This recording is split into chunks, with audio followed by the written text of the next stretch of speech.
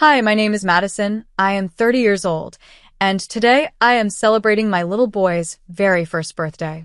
The house is alive with warmth and laughter, decorated with balloons and soft pastel colors that make everything look gentle and welcoming. My parents, Helen and Frank, have worked tirelessly to put this together, filling the room with the smell of fresh cake and the sound of joyful chatter. Friends gather around, smiling, holding small wrapped gifts, and watching my son with adoration as he claps his tiny hands at the flickering glow of the candle. He is the center of everyone's attention, and yet, as I hold him close to my chest, I feel the sharp ache of memories that still haunt me. I force myself to smile for him. His big, curious eyes look up at me as if I am his entire world, and I suppose in a way, I am. No one else will ever know the full story of what it took to bring him here safely. No one else will truly understand how much pain, betrayal, and fear hid behind the promise of love I once believed in. Tonight is about celebrating his life, but for me, it is also about facing the shadows of what happened 1 year ago. I look around the room and see my parents standing side by side, proud and protective. They beam with love as they watch their grandson laugh at the candlelight. I owe them more than I can ever say, because without them, I would not be standing here today. I would not be free. I would not be whole. And I would not be raising my child in safety. They gave me courage when I thought I had none left, and they carried me when I was too weak to stand. As the cake is cut and the guests cheer, my mind drifts away. I remember how everything began, how love once felt so pure, how marriage once promised me a future of happiness, and how quickly those promises were torn apart. I remember the betrayal that came not from strangers, but from the very people who should have been my family. Tonight, as I blow out the candle with my son in my arms, I know this celebration is not just for him. It is for me too. Because despite everything that was meant to break me, I am still here. I survived. And this is where my story begins. When I look back, it is almost hard to believe how much hope I had when I first married Jack. I met him in Westfield through friends, and from the very beginning, he seemed like the kind of man who would stand by me no matter what. He was kind, attentive, and told me I was the love of his life. When he proposed, it felt like a dream come true. I thought I had found my forever, someone who would protect me and cherish me, someone who would build a family with me. Our wedding day was beautiful, filled with laughter, music, and the blessing of those we loved. My parents were happy for me, though they quietly worried that I might be moving too fast. But I was in love, and love, I thought, was enough. At first, married life felt like a continuation of the dream. Jack and I shared meals late at night, laughed over little things, and planned for a future that seemed so bright. We moved into his family's home temporarily, with the understanding that it would only be for a short while. That was when I began to notice how tightly his family held on to him. His mother, Janet, was strong-willed and controlling, always reminding Jack that family came first. His father, Mark, was quieter, often retreating to his own corner of the house, rarely stepping into conflicts. The one who made her presence impossible to ignore was Melissa, Jack's older sister. Melissa was already married to Stephen, but she lived nearby and visited nearly every day. At first, I thought it was sweet how close their family was. She brought food, lingered for hours, and spoke as if she still lived in the house. But the more I observed, the more I realized how sharp her words could be. She had a habit of speaking over me, dismissing my opinions, and reminding everyone of her sacrifices as the eldest child. Jack brushed it off, telling me that was just her nature, but I couldn't shake the feeling that she looked at me with something more than annoyance. It was envy, though I didn't fully understand it at the time. Despite these early signs, Jack was still supportive of me. When his mother or sister made critical remarks, he would laugh them off and squeeze my hand under the table as if to say, "Don't let it get to you." I clung to those gestures, believing they were proof of his love. I trusted him completely. I told myself that nothing could come between us, that as long as we had each other, the world could throw whatever it wanted at us. But love, I would soon learn, isn't always enough when loyalty is tested between a wife and a family that refuses to let go. It was only a few months into our marriage when I discovered I was pregnant. I still remember holding the test in my trembling hands, my heart pounding with a mix of fear and excitement. When I told Jack, his eyes lit up like I had never seen before. He picked me up, spun me around, and laughed with such joy that for a brief moment I thought nothing could ruin this happiness. We talked late into the night about baby names, about how he would paint the nursery, about how our lives were about to change forever. In those moments, I believed we were truly blessed. When we shared the news with his family, the reaction was far from what I expected. Janet's smile was stiff, more forced than genuine. She congratulated us, but her eyes carried a coldness that made me uneasy. Mark nodded politely, offering a quiet "that's good news," before slipping back into silence. But it was Melissa who shocked me the most. Her face froze as soon as the words left Jack's mouth. Then, in a voice too sweet to be real, she said, "Well, that was fast." She gave me a long look, one that carried not joy but something darker. Envy. I didn't know then that Melissa had been struggling with infertility for years. She had been married to Stephen for a long time, but had never been able to conceive. In her eyes, my pregnancy was not a blessing, but a cruel reminder of what she could not have. From that day forward, her visits became sharper, her comments more cutting. "Some people are just lucky," she would say with a tight smile. Or, "Let's see how long you can handle motherhood." What hurt the most was that she rarely spoke directly to me. She made her comments in front of others, disguising them as jokes. So, I would be left to absorb the humiliation in silence. Janet, instead of calming her daughter, encouraged her. She often nodded along, adding her own remarks about how young wives sometimes don't know how to behave or how hard motherhood can be. Slowly, the walls of that house began to close in around me. Every day felt like a test of endurance, every comment like a stone thrown at my spirit. At first, Jack defended me. He told Melissa to stop with her snide remarks and reminded Janet that I was carrying his child. His words comforted me, but only for a while. Because as the weeks passed, and as Melissa's bitterness grew louder, Jack's voice grew quieter. He began shrugging off her words, saying things like, "Just ignore her," or "She doesn't mean it." I felt him slipping away, one compromise at a time.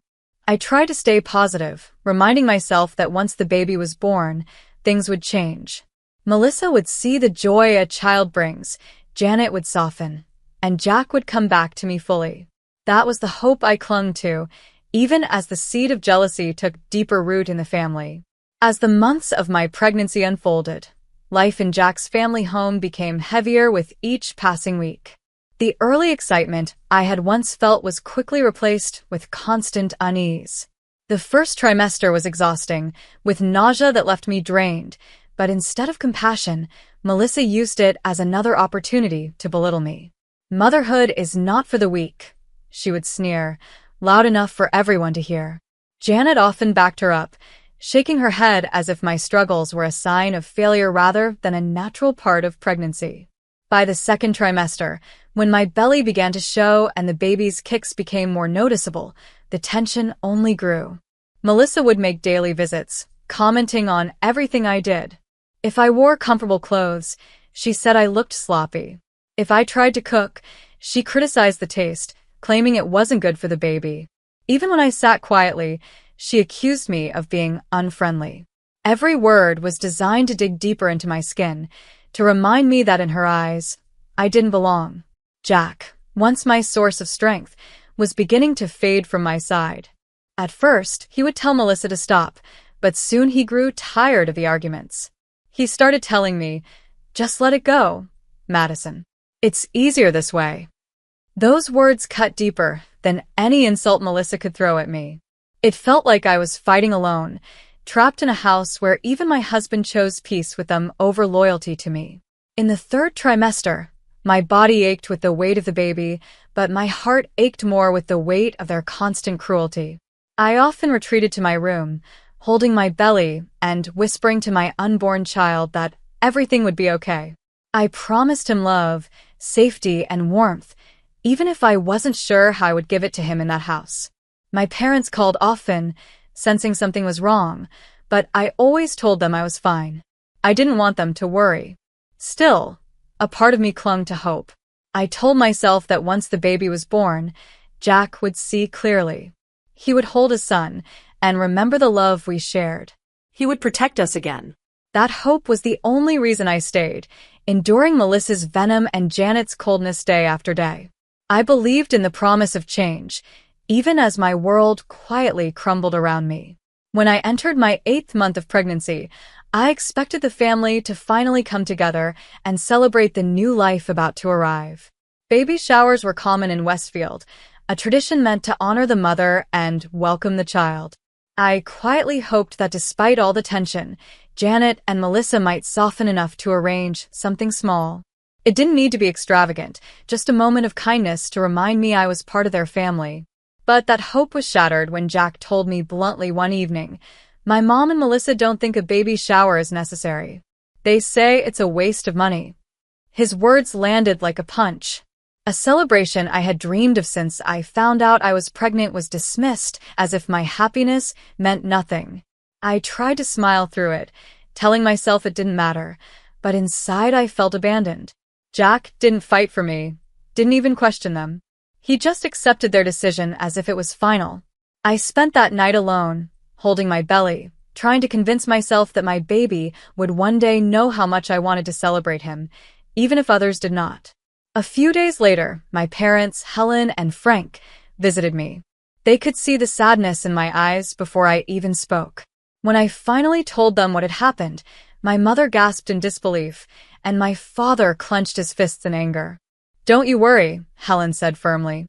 "We will give you the baby shower you deserve." True to their word, they began planning immediately. The venue they chose was a lovely hotel in Westfield, with enough space for family, friends, and loved ones. Invitations were sent out, and to maintain peace, they even invited Jack's family. I was nervous about seeing Melissa and Janet there, but I couldn't deny the relief I felt knowing my parents were doing this for me. For the first time in months, I felt loved, valued, and seen. On the day of the shower, Helen and Frank presented me with a special gift, a beautiful brass figurine of a mother holding her baby. It was heavy, solid, about a foot tall, and gleamed in the light. "This is for you," my father said gently, a symbol of motherhood, strength, and love. Tears filled my eyes as I held it. To me, it wasn't just decor, it was a promise that I would never be alone. The party began with laughter, music, and gifts piled high. Guests congratulated me, hugging me warmly, while my parents stood proudly at my side.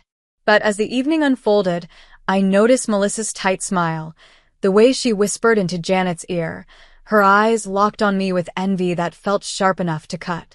I didn't know then that the night would soon turn into a nightmare I would never forget.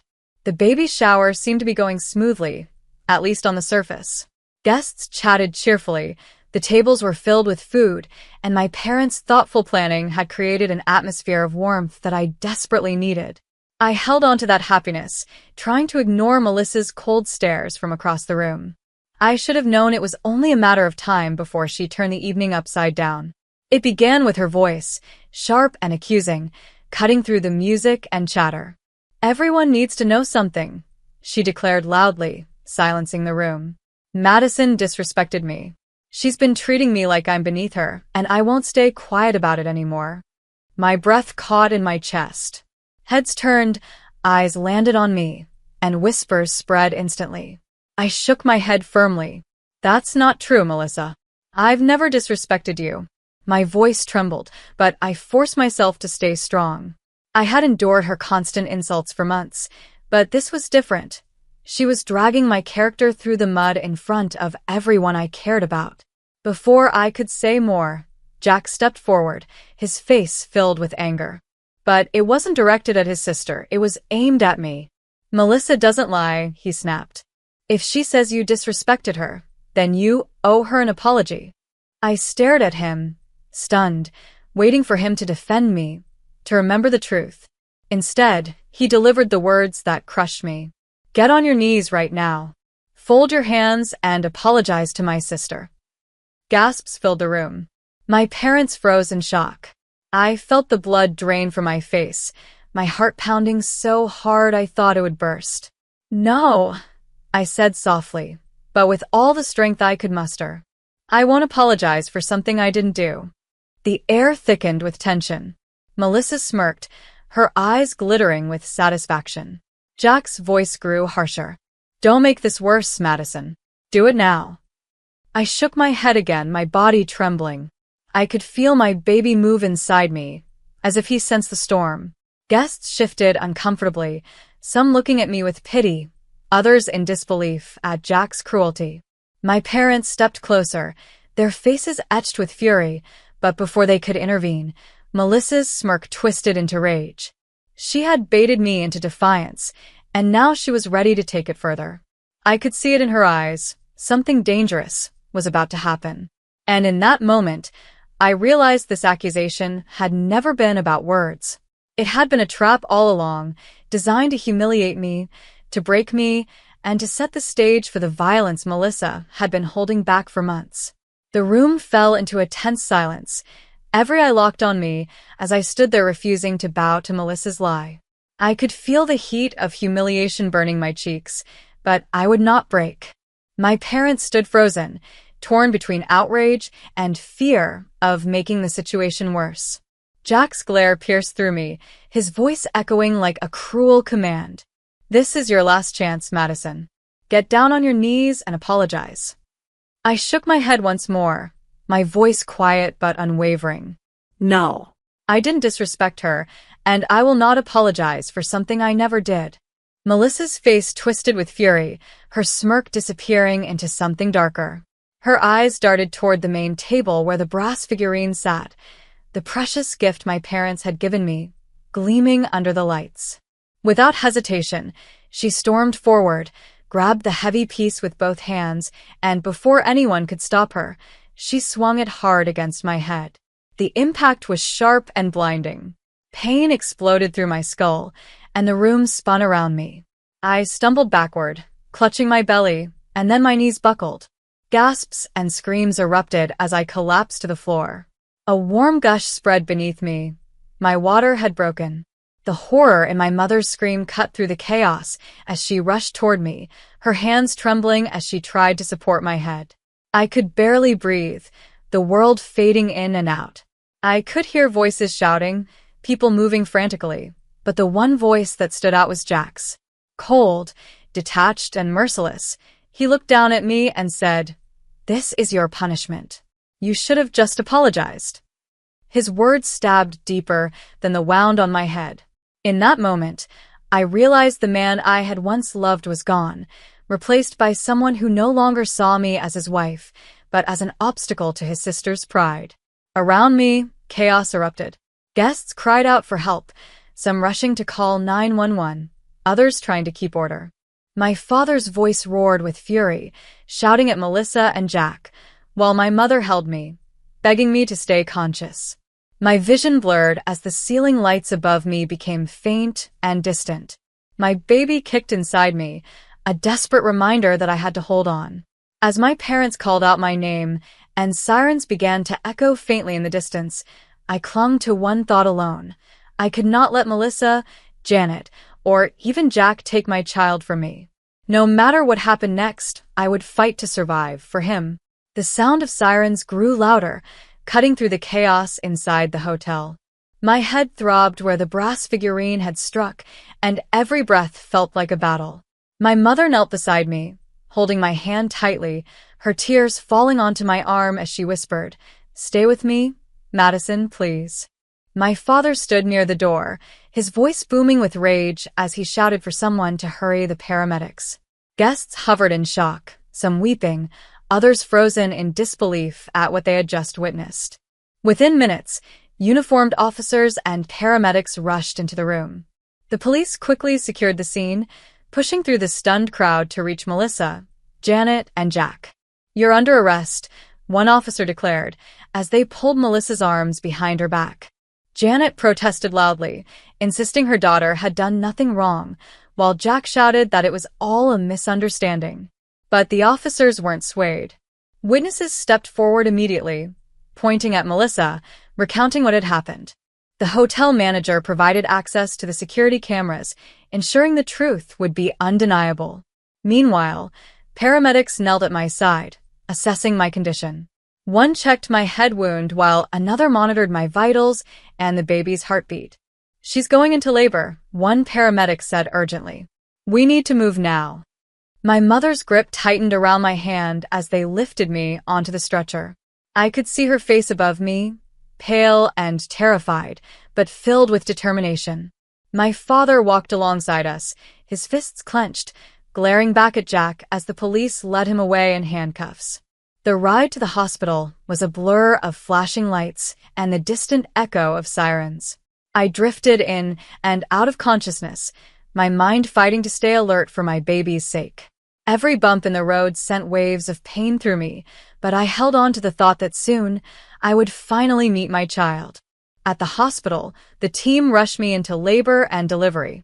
Doctors and nurses surrounded me, their voices calm but firm as they worked quickly.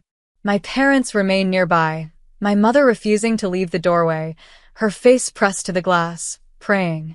Hours felt like minutes until, with one final push, I heard the cry that changed everything. My son had arrived. Tears poured down my cheeks as the doctor placed him on my chest. Weak and exhausted, I held him close, whispering, "You're safe now.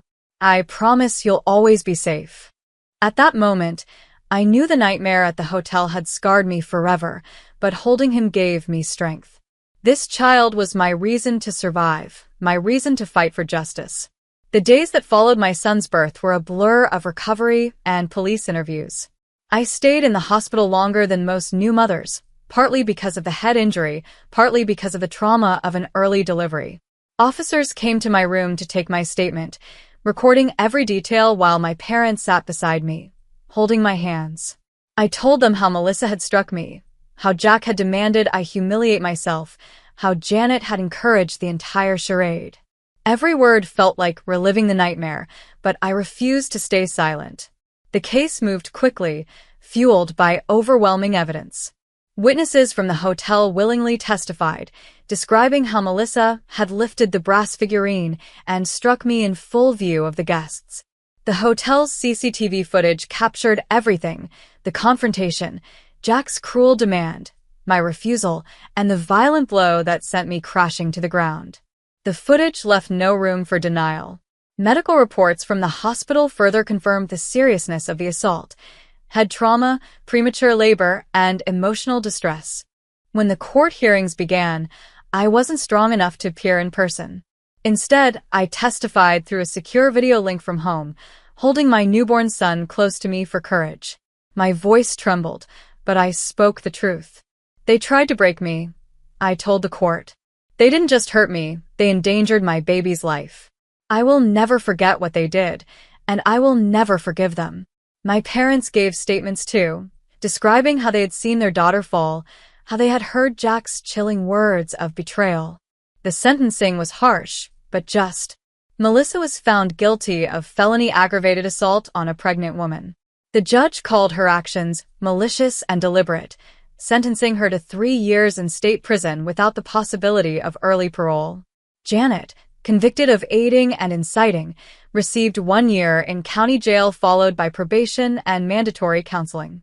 Jack, though not the one to strike me, was found guilty of reckless endangerment and aiding.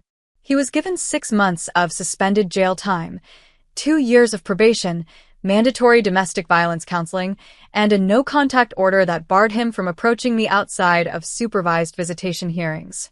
As I listened to the sentences, a wave of relief washed over me. Justice had been served. My son would grow up safe, free from the poisonous influence of people who had once called themselves family. For the first time since the nightmare began, I felt like I could breathe. Once the criminal trial was over, my parents urged me to take the next step, ending my marriage. I had clung to the hope that Jack would one day return to the man I had fallen in love with, but the events of the baby shower had erased any illusion. He had stood by his sister, demanded my humiliation, and watched as I was attacked. There was no marriage left to save. With my parents' support, I met with a lawyer and filed for divorce in Westfield Family Court. The proceedings were emotionally draining, but far more straightforward than the criminal case. My lawyer presented the history of abuse, the police reports, the hospital records, and the criminal convictions of Jack and his family.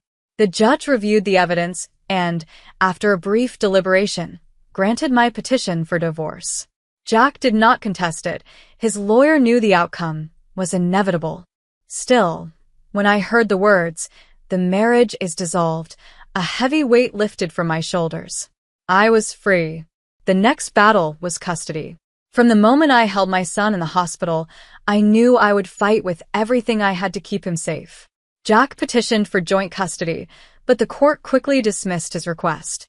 His history of endangerment, coupled with his criminal conviction, made it clear he was unfit to share legal responsibility. The judge granted me sole custody, with Jack limited to supervised visitation once a month, if he chose to pursue it. Child support was ordered as part of the decree, though I doubted he would ever willingly provide it. When the ruling was announced, I felt a deep sense of victory, not just for me, but for my son. No one could take him from me. No one could threaten his safety. He was mine to protect, mine to raise, and mine to love, without interference. My parents celebrated quietly with me that night. My father lifted his grandson in his arms, vowing to give him the love and stability Jack's family had denied. My mother hugged me tightly, whispering, "You're safe now, Madison. You and your boy are safe." In the months that followed, I began rebuilding my life. My parents transferred part of their estate into my name to ensure I would never have to depend on anyone else again. I decorated a nursery in their home, painted with soft blues and yellows, filled with toys and laughter. Slowly, I started to believe in a future again, one where pain no longer controlled me. A full year has passed since that night in the hotel, and today I find myself standing in a room filled with laughter once again. But this time, it is different. The air is light, the love is genuine, and every person gathered here truly wants to celebrate. My son, now turning 1, sits in his high chair surrounded by balloons and streamers. His little hands reach for the candle flickering on top of the cake, his eyes wide with wonder. My parents, Helen and Frank, stand close by, smiling proudly at the grandson they fought so hard to protect. I look around the room and see only safety, only joy. There are no cruel stares, no whispered insults, no threats waiting to strike. Instead, there are friends clapping, children laughing, and family members embracing one another without the heavy weight of malice. My son giggles as my father makes silly faces at him, and in that moment, I feel a deep peace settle into my heart. This is the life I wanted for him, and though the path to get here was painful, we made it. As I watch him blow out his first candle with my help, I remember the promises I made while carrying him, the promise to keep him safe, to surround him with love, and to never let him feel unwanted. I kept those promises, even when it nearly broke me. Melissa, Janet, and Jack are gone from our lives now, their shadows replaced with light. They paid for their cruelty with justice, and I moved forward with freedom. Holding my son in my arms, I whisper softly, "We did it. We survived." He laughs, pressing his tiny hand against my cheek as if to say he understands. My mother wipes a tear from her eye, and my father lifts his glass to toast to new beginnings. "To Madison," he says, his voice steady, "and to a future filled with hope." As everyone raises their glasses, I close my eyes for a brief moment. The memories of betrayal and pain are still there, but they no longer control me. They are part of my story, but not the ending. The ending is here, in this room, with my son's laughter echoing through the walls. And as I open my eyes to the life I have now, I know with certainty that we are finally free. Thank you for watching this story until the end. If you enjoyed it, make sure to like the video, leave your thoughts in the comments, and subscribe to the channel for more powerful stories like this. Your support means a lot and helps us continue bringing you new content every week. Stay tuned for the next story.